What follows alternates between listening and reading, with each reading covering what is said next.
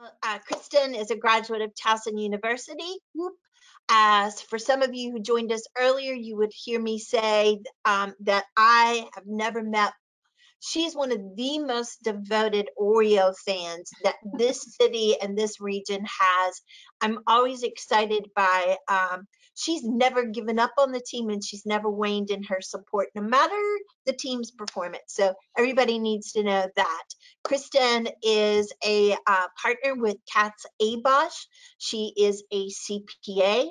And I am going to personally vouch for her services because there was a time that Kristin stepped in and served as our consultant to help us shore up and strengthen our own financial accountability, our financial processes and management.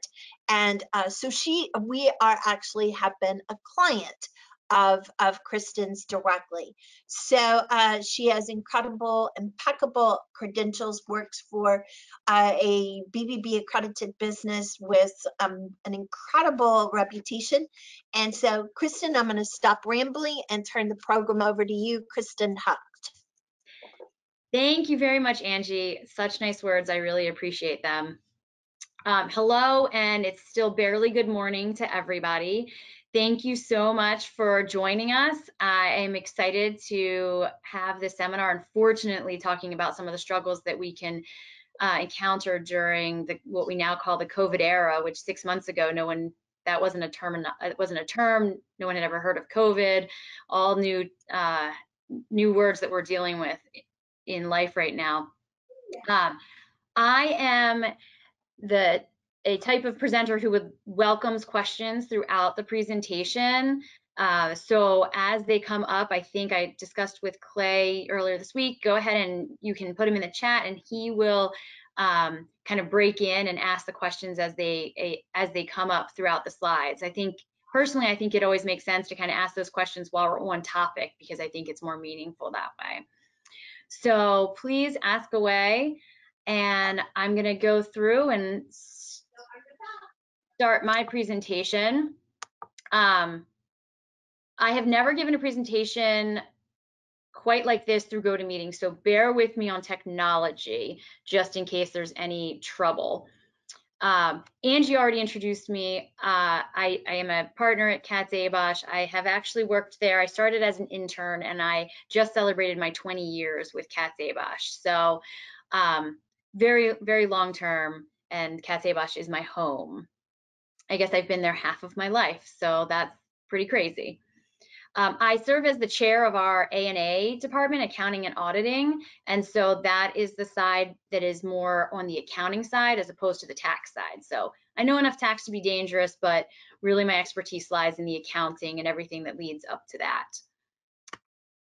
So what I wanted to talk about today for the cash flow management, this is just a brief agenda, kind of an overview, talk about tracking inflows, outflows, very briefly touch on the government funding.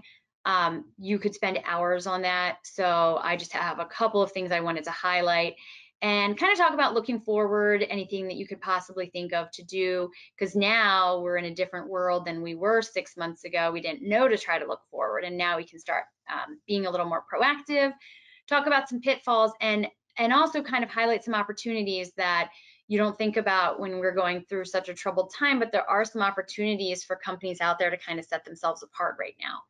So, and it says Q&A at the end. I'll also ask that, but again, feel free to ask your questions along the way. So to jump right in, it's extremely cliche, but I do want to say that cash is king.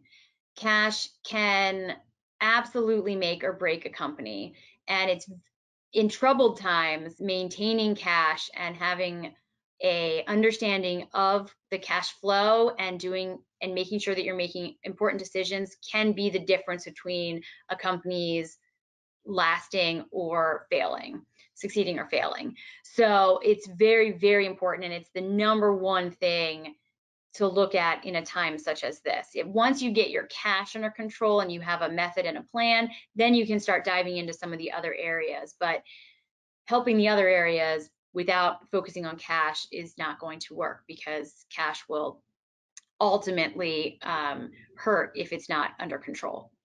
So it's obviously the most important thing during a crisis. What's important, especially now, is that you understand cash.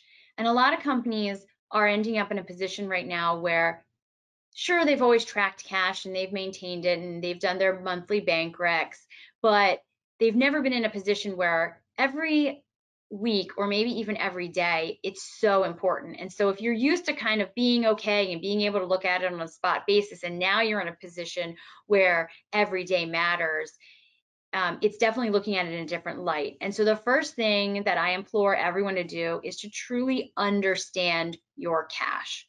Understand everywhere you receive cash from, all of the sources that you're getting your cash, and obviously know your expenses.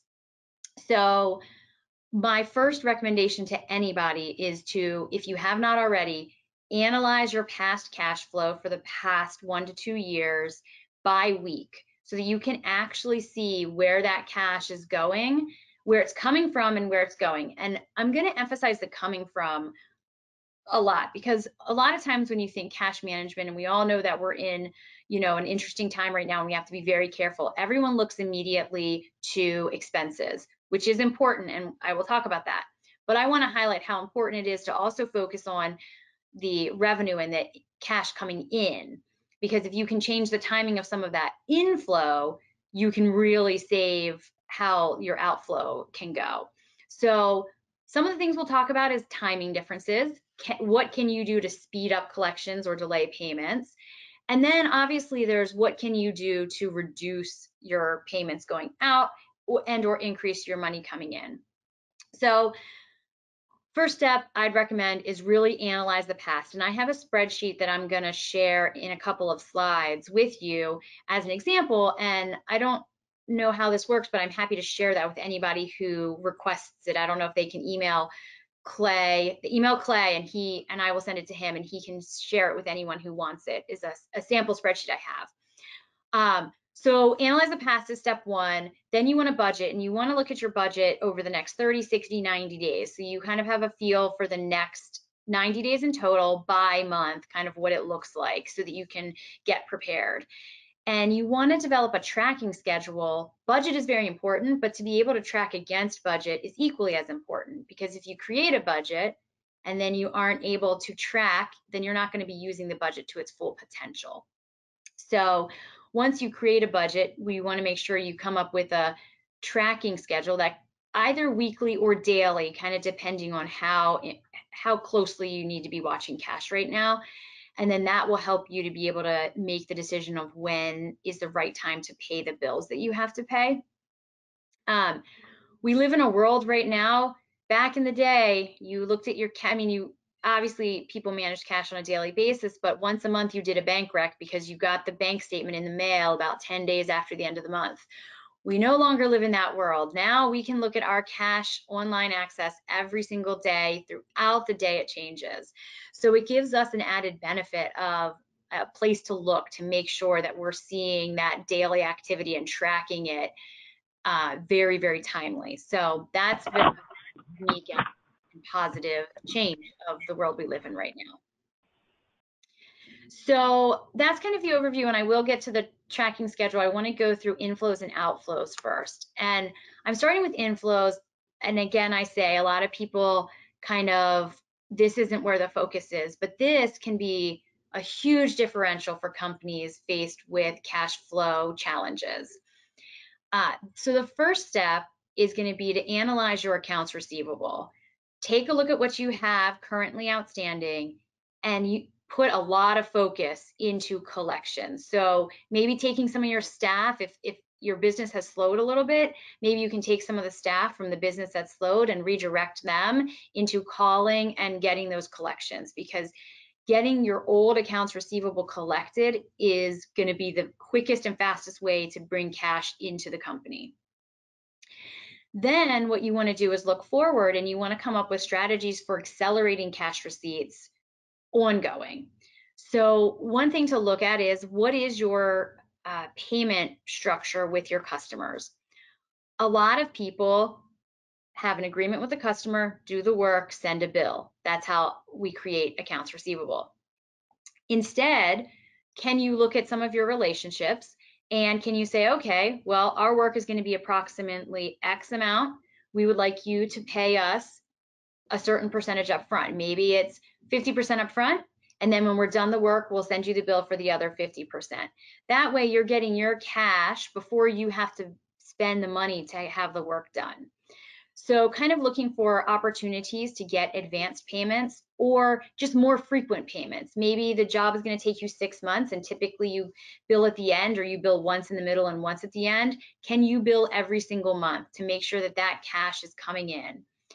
If you are a business that is collecting monthly, that you're doing monthly services for, such as one of the good examples is if you're hosting any type of software, if you're helping them on a monthly basis with their website or anything like that, how are you collecting the money? Is it being paid upfront, in the back end? Is there a system where you can get it paid monthly, and can you get auto payments? Once you get hooked up with a company and you're collecting money on a credit card, does that mean that you can just have them sign up monthly and it automatically comes in every month? And that really helps with them forgetting to pay you, or, you know, in a time of their concern, the first payments are going to go, it's auto paid on that credit card. So you kind of put yourself to the front of the line.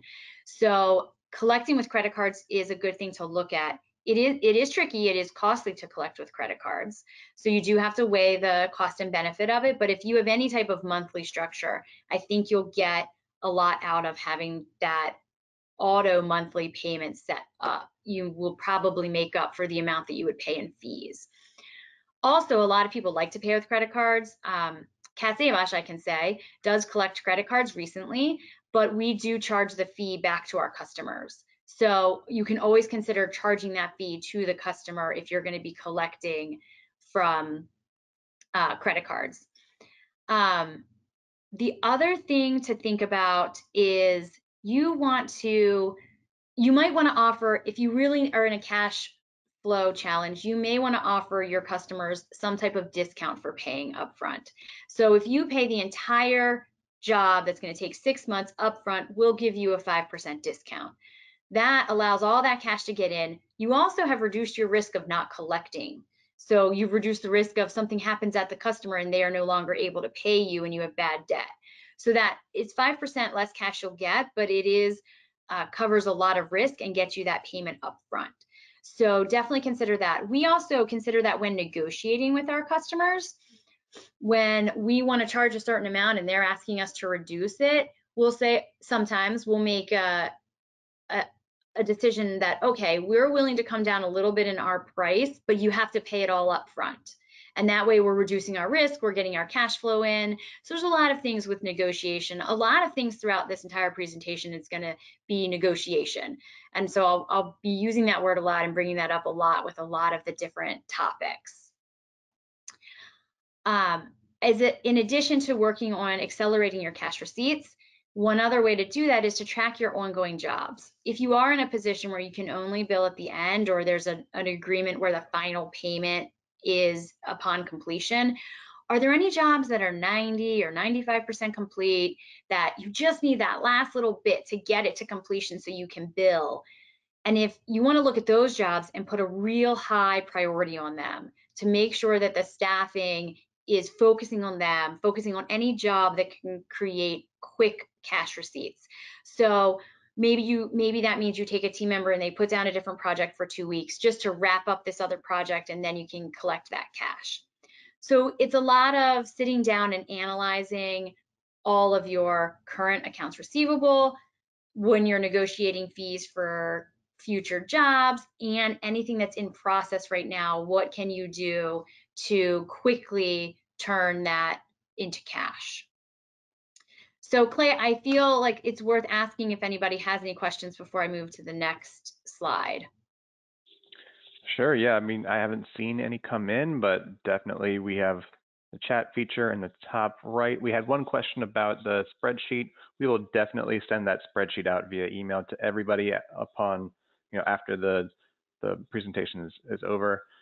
It'll include the recording as well. So I don't see any questions regarding your slides so far, though. Perfect. All right, then onward and upward. Talking about cash outflows, and this is where everyone's mind goes immediately upon any type of cash flow challenge that a company faces. So the first question is right-sizing your expenditures and asking yourself, what can be cut? And as hard as it is to think about this and have this conversation, one of the first places you have to look is payroll. Is there anything in payroll that can or needs to be cut? And that is a very emotional decision. Completely understand that. When you're looking at payroll, you know, you can look at, is it a situation where you can make a smaller cut across the board so everyone can take a 10% cut, but everybody can remain with the company, and if and when the company turns back around, you can increase that back up. Thoughts like that are good. Unfortunately, I hate to suggest this, but if there were any people who were on the fence previously as to good performers, this would probably be the time to make some of those tough decisions. Again, I know that payroll is one of the most emotional things, and so it's very hard to think about, but if there was a person that you thought you would probably lose by the end of the year anyway, maybe making a quicker decision is a better one. And my 2 cents on payroll and hiring and firing decisions, the cliche is you want to be slow to hire and quick to fire. And looking at that letting people go side, I can say from my experience, I probably cannot say 100%, but very, very high, probably 90% of everyone that I've ever been in a position of being a part of that letting go process has, on the other side, been better off, both us as a company and them as people. The sooner that decision is made by the company, the sooner they have to go find a different job that suits their skills better and to be able to start advancing in that area. So if you keep an employee on for a year and you could have let them go that year earlier, that's 1 year that they could have been focusing on their new position and could have advanced. So keep that in mind when you're making these tough decisions. Ultimately, it really could be the most beneficial for both parties. And I am still in contact with a lot of people that are no longer employees of KatzAbosch, and everyone who I'm personally in contact with has found a better position that meets their skill set and is doing very, very well right now. So as emotional as it is, keep in mind that there is some good that can come out of it on the other side. So other than payroll, you want to look at the other expenses, and this can also be emotional. I'm coming from the board of a charity. I can understand this is tough for me to recommend, but this is the year to look at your donations and your sponsorships. And is this the year that unfortunately the company needs to skip making that donation, or the year that that you need to not make the sponsorship of the specific event? Are there subscriptions that are great to have? You're getting technical knowledge through some type of dues and subscriptions, but maybe a year off wouldn't be the end of the world and you wouldn't lose too much. Looking at conferences and events, are there any conferences that you can skip this year? Hopefully all the travel related to conferences is being saved this year. A lot of events are going virtual. Are those virtual events reducing the fee? If they are not, never hurts to ask. They're no longer paying for hotel space, so hopefully some of those fees can be reduced or applied to next year. Something in the negotiations I found is, and some of this has been in business and personal life, because obviously all of our personal travel plans have been changed, but people are a lot more flexible when you say, I don't even need a refund, but can I apply it to next year or 2022? And so a lot of that, although it won't help your cash flow today, if first I ask for a refund, and if that doesn't work, a lot of times you can get more flexibility with credits in the future. So never take no as the answer. At least ask a second time, because I've had a lot of where I said I'd like a refund and the answer has been, oh, well, we're not really giving refunds right now. And then I say, well, can I please apply it to next year then? And they've been, most of the things that I've dealt with, I have been very successful in either actually getting a refund or applying it to next year.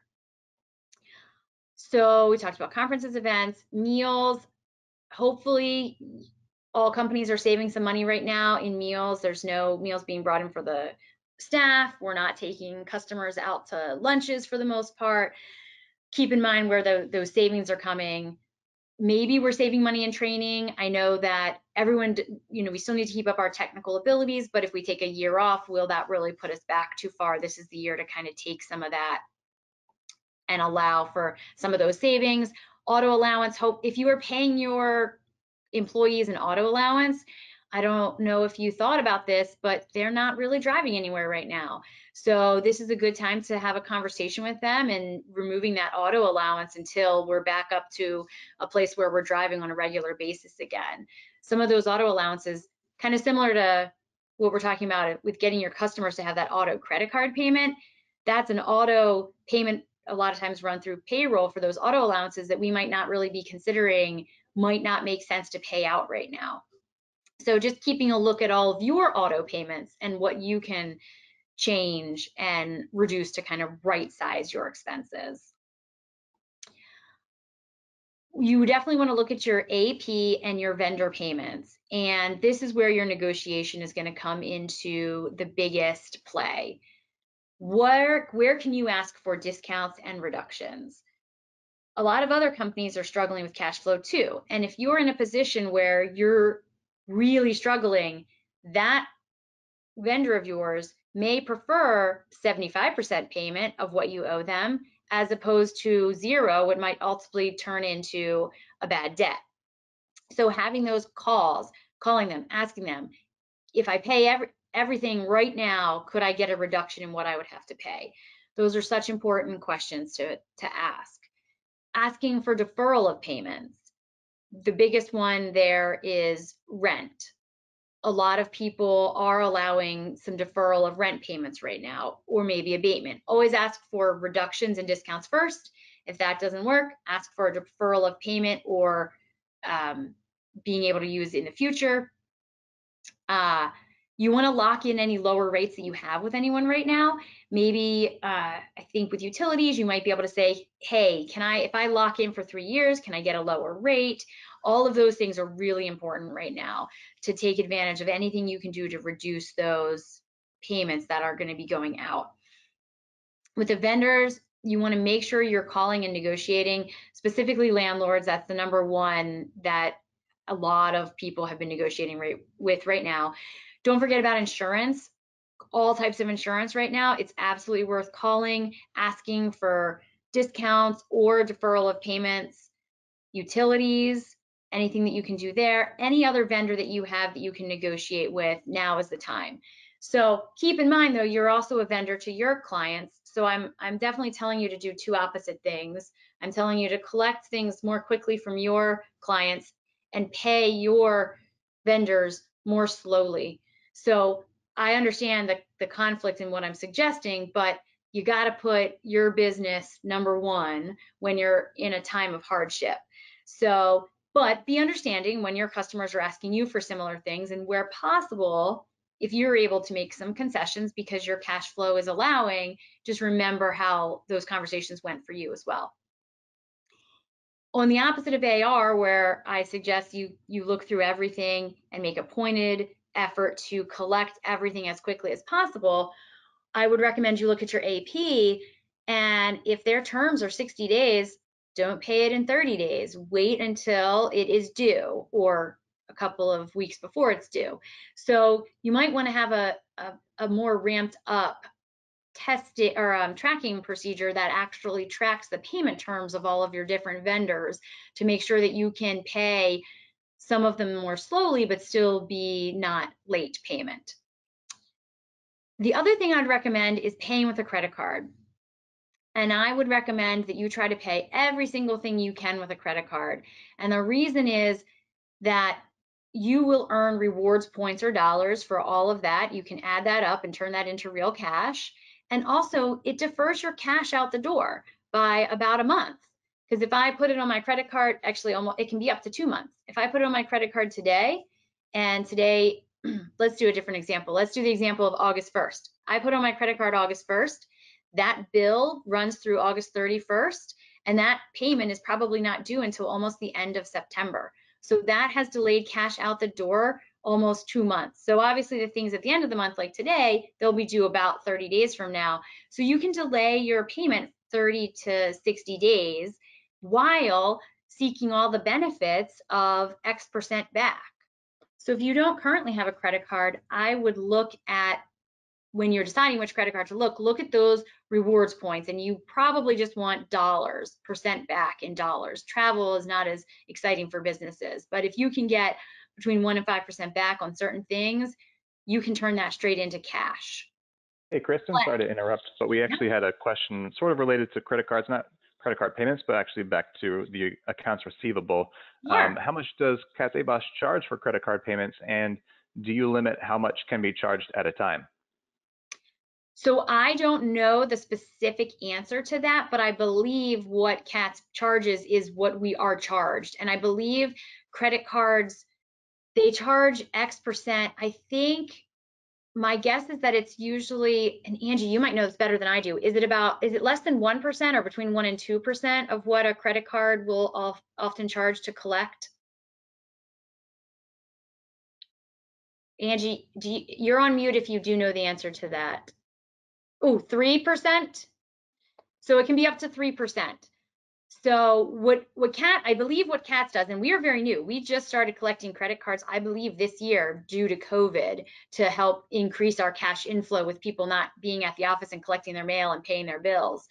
So I believe we just take whatever our credit card company charges us, and that's the exact amount that we charge them. So that's also a negotiation with your credit card company when you set up to receive credit card payments.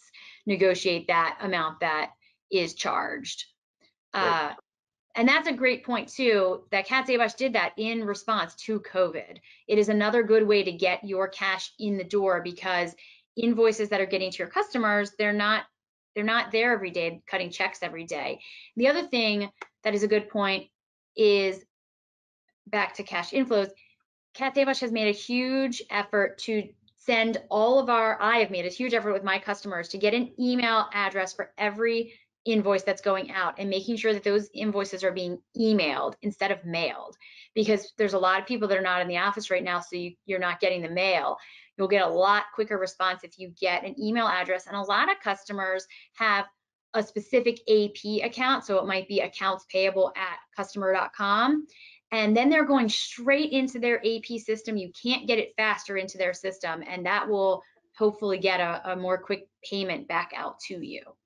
So that's a great reminder to collect with credit cards, and if you can, and to email those invoices instead of mailing them. Everything is going to be slower with the mail right now, because people are definitely not checking it as much on a regular basis.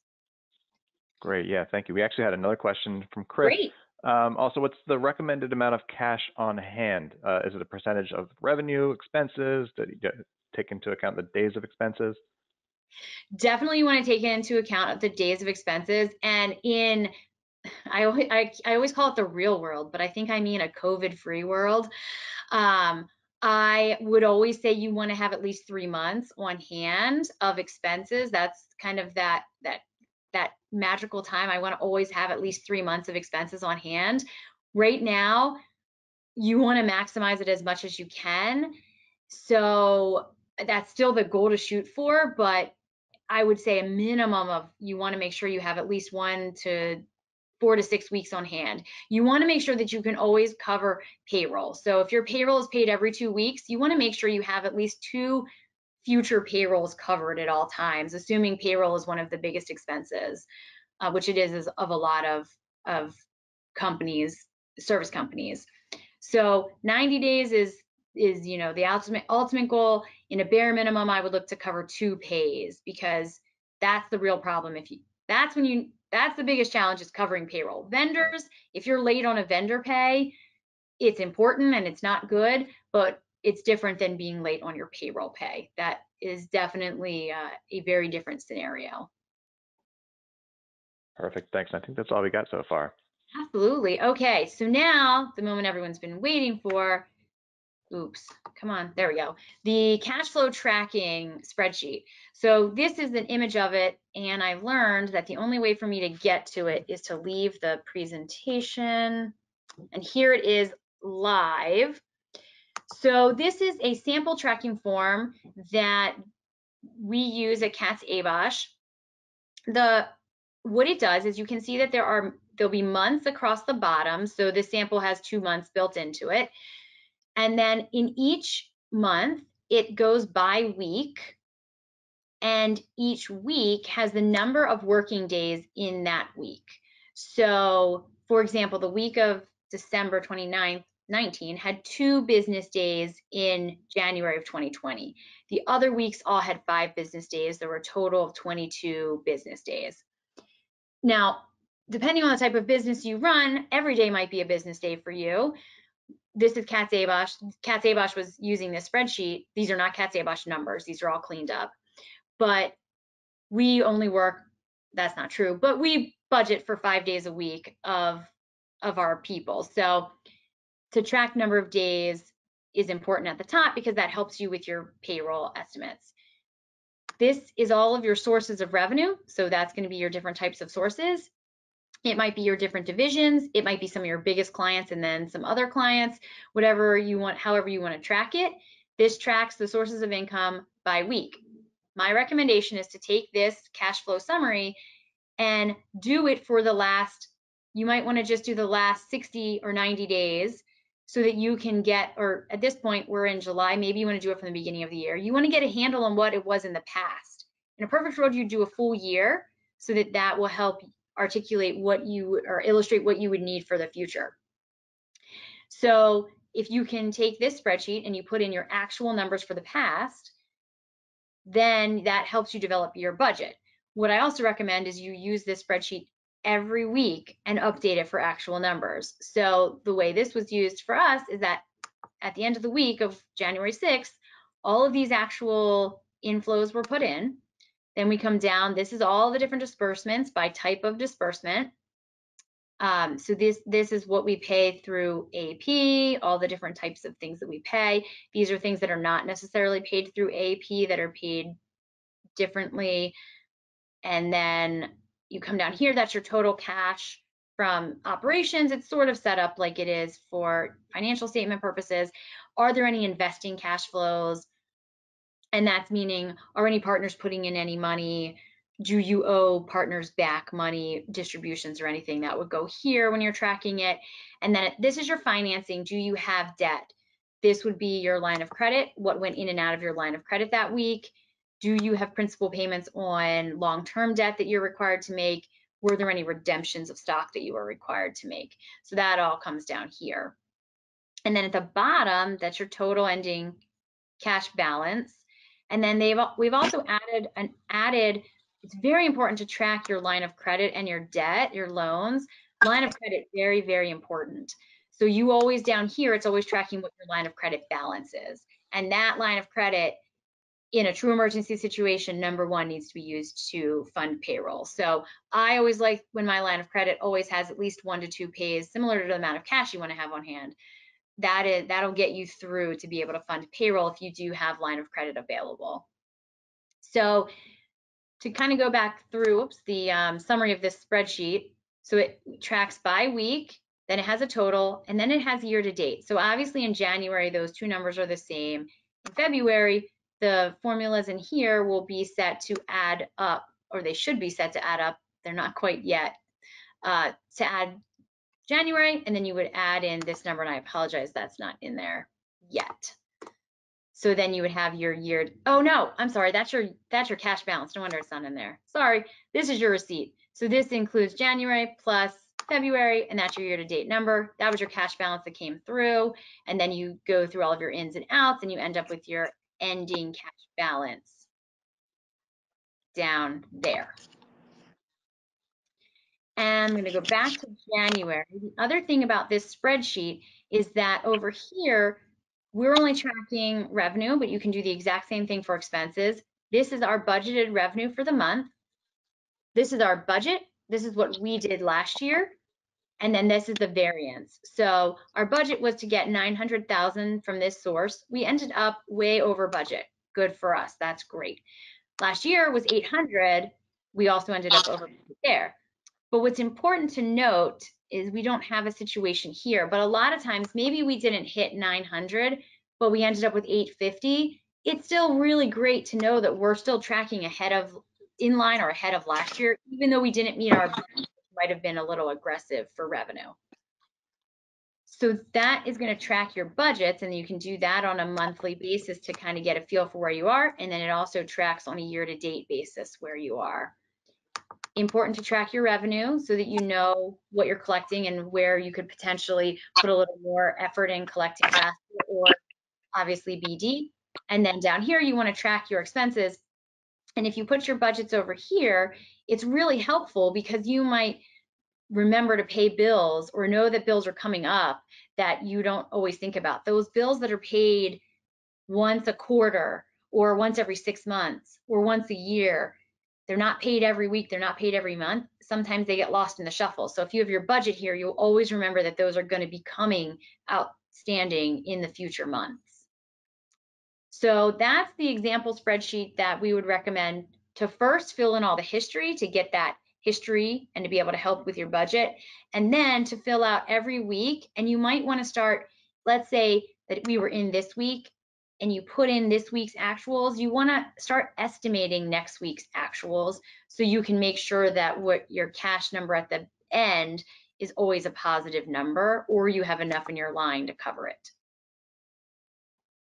So Clay, I'm going to ask you, and I had to hide the video while I was going over that because I couldn't see it. So I don't know if you were trying to raise your hand, but I want to ask if there was any questions that came up during the spreadsheet. So far, so good. No questions, just a request for that spreadsheet. And again, we will send the spreadsheet out to everybody following the completion of this presentation. Absolutely. Okay, so then I'm going to head back over to my slides. All right. I wanted to touch very briefly on government relief opportunities. We could spend hours on just the PPP, Paycheck Protection Program, not to mention all the others. And I will also say, I'm going to talk about a couple of these things. I am not the resident expert on these. I know some things enough to be dangerous, but if anybody has a specific question, I can connect you with an actual expert to help answer your specific question. So I just want to talk about a couple. I hope everybody has heard about the PPP, Paycheck Protection Program. It's definitely the biggest thing that's out there right now that is helping many, many companies. This is technically a loan. It's through the SBA, Small Business Association, but actually operated and given through your bank.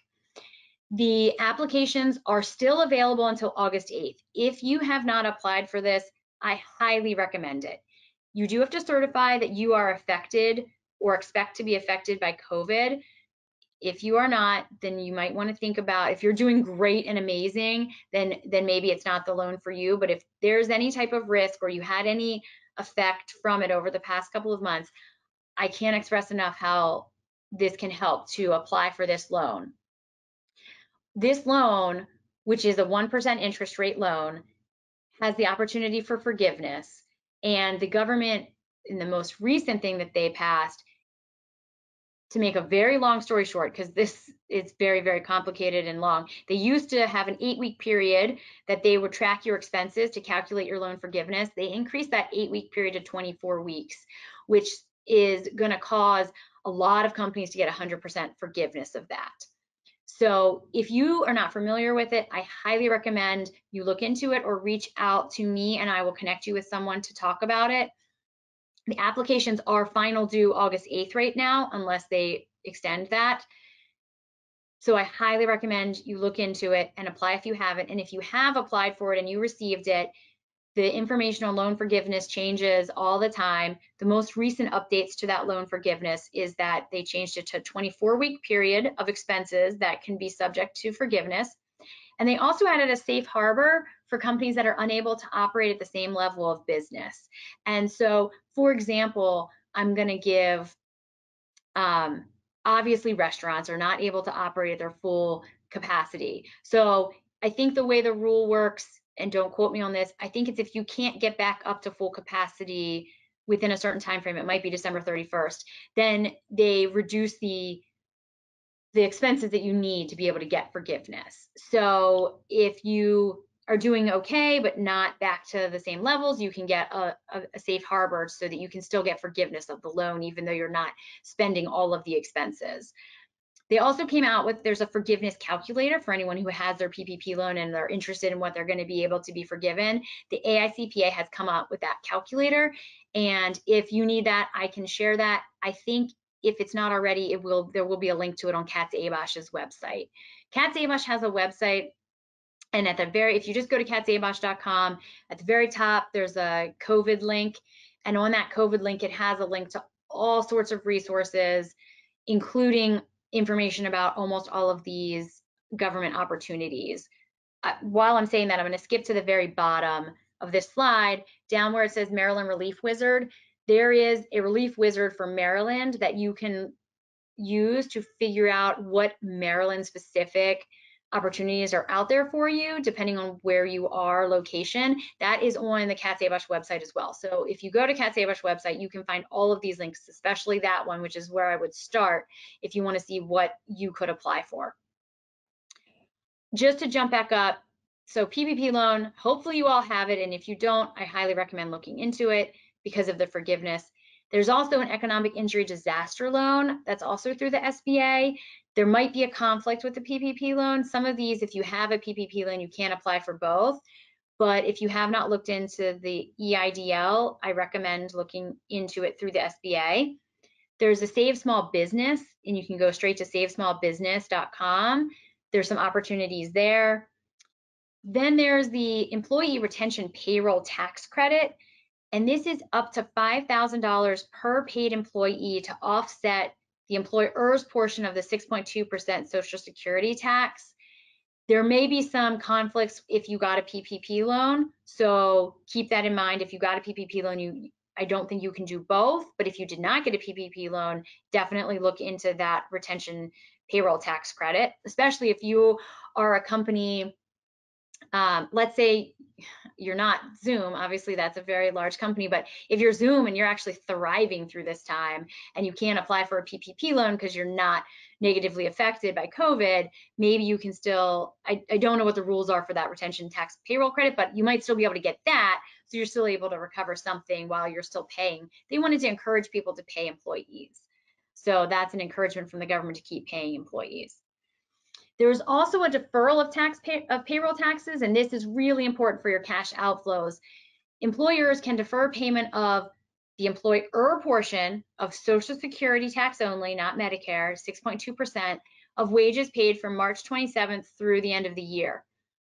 You cannot defer the amount that you are withholding from the employee. This is only the employer's portion, and of any amount that is deferred, you owe 50% of that December 31st, 2021, which is a year and a half from now, and the other 50% at the end of December 2022, 2.5 years from now. So that can be a significant savings when you're looking at your cash flow.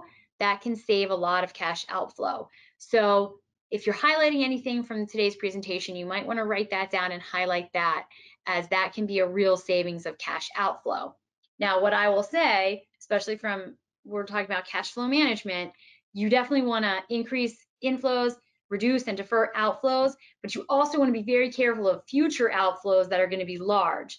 So if you're in a position where you can pay it, I might recommend paying at least some of it and getting it off your plate so you don't have a huge payment coming due. Kind of the same thing we recommend for taxes. You're making those payments throughout the year, so at the end of the year, you don't have this huge payment that you're not expecting. So just make sure you're budgeting for all of those deferrals. But if you are in a cash crunch right now, but you think by December of 2021, you're going to have more than enough cash, this could be a great opportunity to defer that payment. Any questions for government relief opportunities? A very, very brief. I know there have been whole seminars just on this topic. Yeah, none so far, but Great. maybe as you progress, we might get one, because I know it takes a little bit of time to type out the question. No problem. Take your time. The other thing we want to look at now, we have a unique opportunity. While experts are, I guess this is, everything is interpretation, but the word on the street is that this is going to get a little bit worse before it gets better.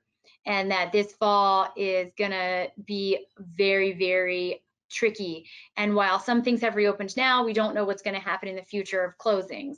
So we're in a unique situation that no one knew back in the fall of last year, that we should be planning for how to work remotely and how to handle shutdowns. Well, now we do know that that might be in our future fall. So we can start thinking about that now and doing anything we can do now to help be more productive in the future. So if we're talking about a business with personal service, how can you work more effectively remotely? And I can tell you that KatzAbosch, we have 2 meetings already planned. I think they're both in the month of August, to start having this conversation. And our conversation is actually, we're a CPA firm, so our busiest time is January through April. So our conversation is how we are already going to plan that is an entire remote 3 to 4 months. So what can we do today to make those 3 to 4 months as productive and efficient as possible? And so I would recommend everyone else has that conversation. The fall is a very important time, and any business that's a big holiday business, what can you do so far? If you're a business that collects most of your business due to holiday, November, December, you might not have seen the COVID effect as much because this all happened after the holidays. What can you do today to be a remote provider or still be able to deliver your products in a remote environment in November, December for the holidays? Thinking about it now can make a huge difference than ending up in November and December and not having a plan. So I'm going to go back to working remotely for service businesses. While I know we're trying to watch our cash flow right now, very important question is, should you be spending a little bit of money to invest in technology? Is there anything that you can do to enhance not only your team's working, but enhance your future service to someone? Don't know what type of company you are, but let's talk about the restaurants. A lot of restaurants that I've seen have enhanced their online ordering. Is there anything that you can do for your business so that customers have a seamless way to get your service or product from you in a remote or a shutdown time? So I bet any restaurant that was already a strong delivery or pickup restaurant probably fared a little well than those restaurants that didn't have that in place yet. So what can you put in place now to help in the fall be able to have a more smooth transaction? For your own employees, what can you do to enhance video conferencing? Do you have Teams? I know that KatzAbosch has Microsoft 365. I always forget if it's 365 or 360. And with that comes Teams. So that was already included in what we had. We weren't using it to its full potential. We were already paying for it. So now we use Teams, I would say daily, but it's more than that. It's every minute of every day. We're on Teams. We're video conferencing with each other. We're creating teams. We do field work. We're having our teams work together for 8 hours a day, sometimes together in one team, so that we have face-to-face time and we have interaction with people. And it's really increased our productivity to be able to be together in a team. If you don't have Teams, do you have Zoom? Do you have another possibility? Do you have a way to talk to your customers through any type of video conferencing? It sounds silly, and in regular life, back to me saying regular life, pre-COVID, I'm a huge phone talker. I am not an emailer. I am not a texter. I want to get on the phone. I think a 5-minute phone call can save hours of back and forth emails and texts. But now I have found the difference of looking someone face to face, especially when we're not seeing anyone because we're all working from home, makes such a difference from being on the phone with anyone right now. So there's this added level of great feeling from being in a meeting and being able to have that face-to-face time. And a lot of times people were very anxious about, what do I look like in the camera? What do I have to do to prepare for it? Times are a little different now that everyone's expecting you to be working from home, not 100% camera ready, we'll say, but also just everyone knows that. So let's let that be okay. Let that off your plate. It's okay if you're wearing your house clothes, but you're still communicating with your customers and your team members, because you know what? They're at their house too, probably. So using that as much as possible has been a huge saving of efficiency for us, and having our own employee teams work together in those rooms throughout the day. I would encourage staff to borrow, if they have to work from home exclusively, can they borrow equipment from the office? Can KatzAbosch, we said from day one, we have a lot of monitors. We work on our computers all day. Take your monitors home with you. Yeah, they're KatzAbosch monitors and we tracked who took what, but take them home with you. Use them from home. Use anything you can. What do you need? Do you need a headset so that you can have phone calls? We'll send you a headset. So we've been big on asking the question of what can we as a company do to have you be more efficient at home. And so just kind of keep that in mind and plan now, where now might be a safe time to go into the office and grab some stuff and go back home, whereas in a few months from now it might not be as safe to do that.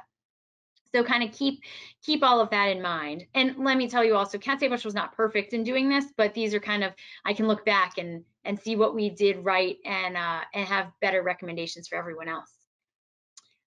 As far as client relationships, you want to plan to keep the revenue coming in. Look at your biggest customers and communicate with them now as to what you can do for them in the fall. Look at what you plan to do in the fall and talk about it now, talk about how to change it now, instead of waiting until the fall to have that conversation.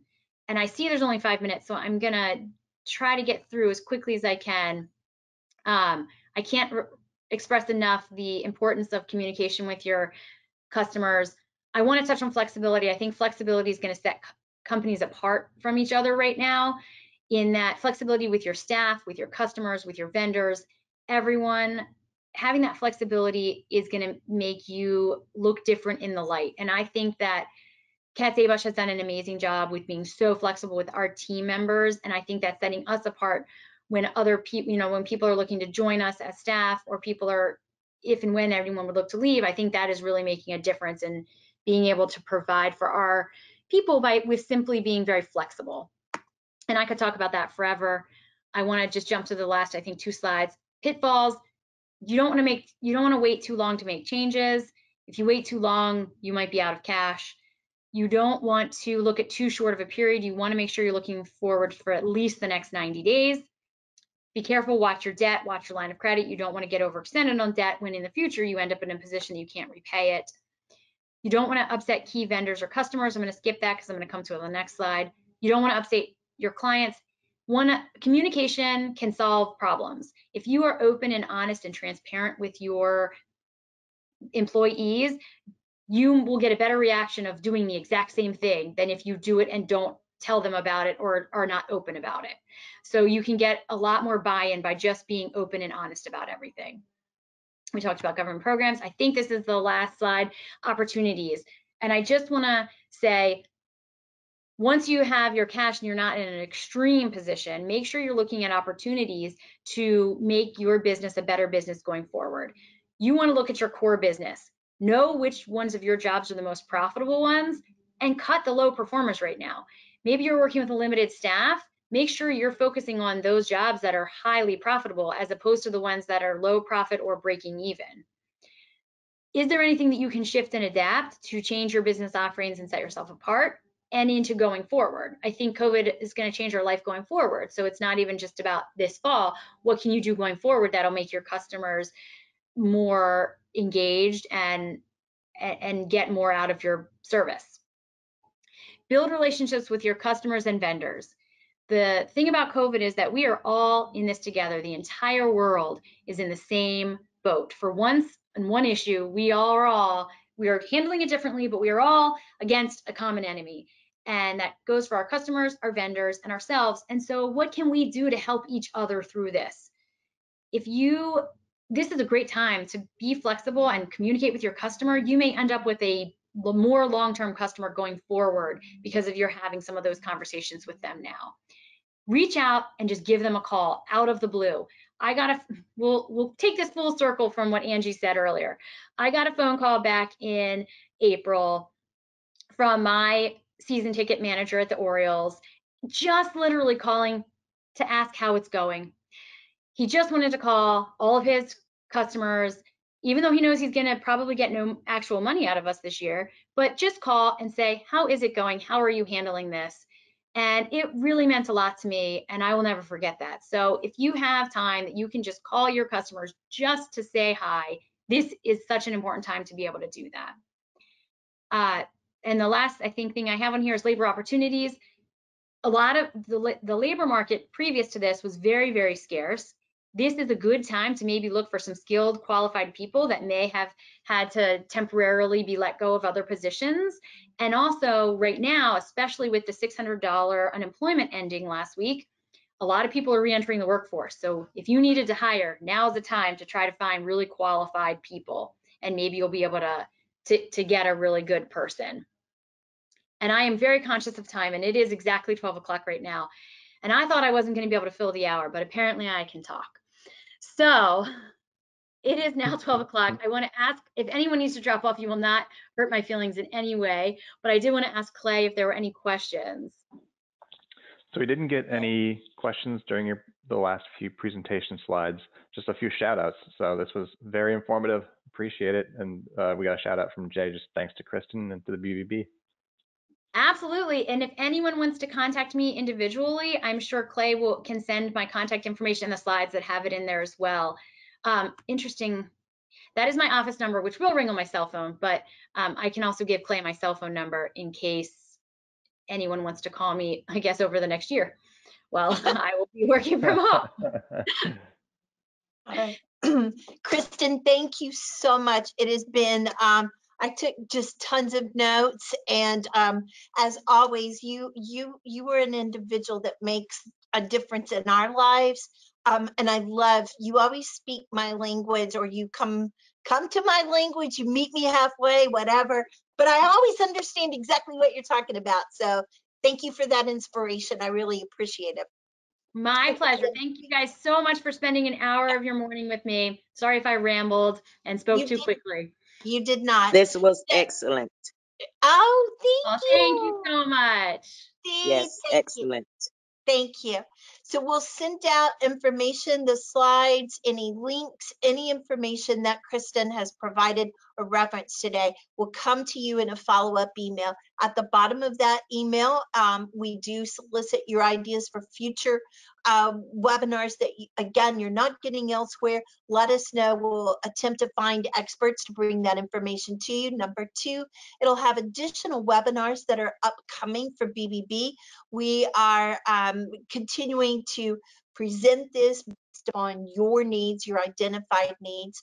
And number three, for all of you business owners that are on here today, please look over the next couple of weeks. BBB is entering into a partnership with Indeed that will be of benefit to you if you're beginning to look for hiring new employees and want to use Indeed. We will have a program that gives you a $200 credit towards when you upgrade your service. And so it's a really good program, and it's a partnership that we are entering into with Indeed. So please look for that information. It'll be coming to you within the next couple of weeks. So thanks to all the business owners here today. Most importantly, thank you, Kristin. Thanks, Clay, Joanne, and Amber for making this happen. And today is low humidity, so get out, take a walk, enjoy a little bit of sunshine and not that brutal heat. So to everyone, thank you so much. Thank you guys very much. Thank you.